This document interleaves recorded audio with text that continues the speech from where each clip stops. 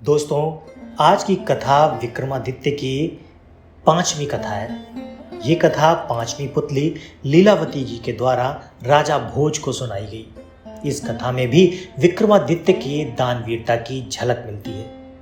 ये कथा कुछ इस प्रकार है। तो आइए सुनते हैं विक्रमादित्य की दानवीरता की यह 5वीं कथा। हमेशा की तरह एक दिन विक्रमादित्य अपने दरबार में राजकाज निपटा रहे थे। तभी एक ब्राह्मण दरबार में आकर उनसे मिला। उसने उन्हें बताया कि उनके राज्य की जनता खुशहाल हो जाएगी और उनकी भी कीर्ति चारों तरफ फैल जाएगी अगर वे तुला लग्न में अपने लिए कोई महल बनवाएं। विक्रम को उसकी बात जच गई और उन्होंने एक बड़े ही भव्य महल का निर्माण कराया। कारीगरों ने उसे राजा के निर्देश पर सोने, चांदी, हीरे जवाहरात और मणि मोतियों से पूरी तरह सजा दिया। महल जब बनकर तैयार हुआ तो उसकी भव्यता देखे ही बनती थी। विक्रम अपने सगे संबंधियों तथा नौकर चाकरों के साथ उसे देखने गए। उनके साथ वो ब्राह्मण भी था। विक्रम तो मंत्रमुग्ध हुए ही वो ब्राह्मण भी मुंह खोलता हुआ देखता ही रह गया। बिना सोचे उसके मुंह से निकला, काश इस महल का मालिक मैं होता। विक्रमादित्य ने उसकी इच्छा जानते ही झट से वो महल उसे दान में दे दिया। ब्राह्मण के तो मानो पांव ही जमीन पर नहीं पड़ रहे थे। वो भागता हुआ अपनी पत्नी को यह समाचार सुनाने पहुंचा। इधर ब्राह्मणी उसे खाली हाथ आते देख कुछ बोलती उससे पहले ही उसने उसे हीरे जवाहरात और माणिक मोतियों से जड़े हुए महल को दान में प्राप्त करने की सारी बात बता दी। ब्राह्मण की पत्नी की तो खुशी की सीमा न रही। उसे एक बार की लगा मानो उसका पति पागल हो गया और यूं ही अनाप शनाप बक रहा हो। मगर उसके बार बार कहने पर उसके साथ महल देखने के लिए चलने को तैयार हो गई। महल की शोभा देखकर उसकी आंखें खुली रह गईं। महल का कोना कोना देखते देखते कब शाम हो गई उन्हें पता ही नहीं चला।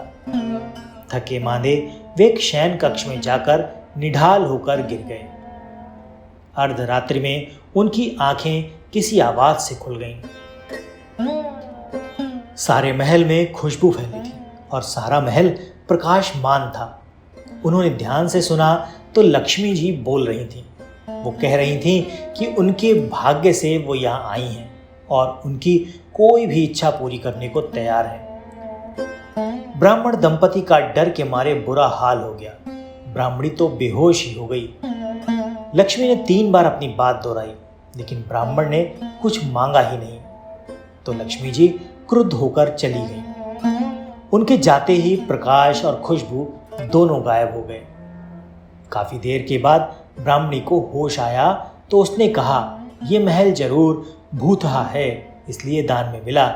इससे अच्छा तो हमारा टूटा फूटा घर है जहां चैन की नींद सो सकते हैं। ब्राह्मण को पत्नी की बात जच गई। सहमे सहमे बाकी रात काटकर तड़के ही उन्होंने अपना सामान समेटा और पुरानी कुटिया को लौटाए।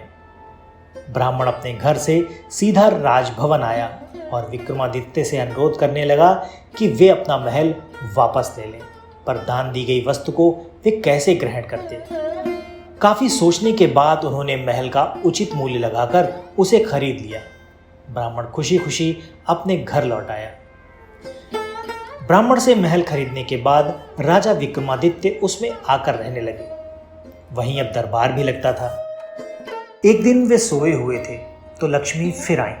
जब लक्ष्मी जी ने उनसे कुछ मांगने को कहा तो वे बोले, आपकी कृपा से मेरे पास सब कुछ है।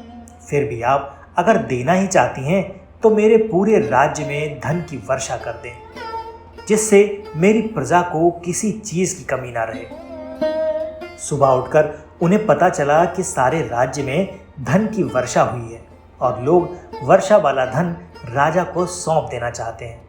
विक्रमादित्य ने आदेश दिया कि कोई भी किसी अन्य के हिस्से का धन नहीं समेटेगा और अपने हिस्से का धन अपनी संपत्ति मानेगा।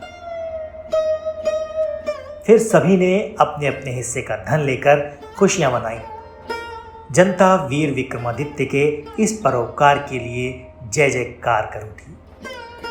दोस्तों, ये तो थी विक्रमादित्य के परोपकार की आज की कहानी आपको कैसी लगी कमेंट करके ज़रूर बताइए।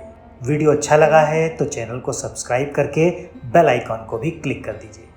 आज के वीडियो में फ़िलहाल इतना ही। मिलते हैं अगले वीडियो में ऐसी ही किसी रोचक कहानी या फिर लोक कथा के साथ। तब तक के लिए आपका धन्यवाद।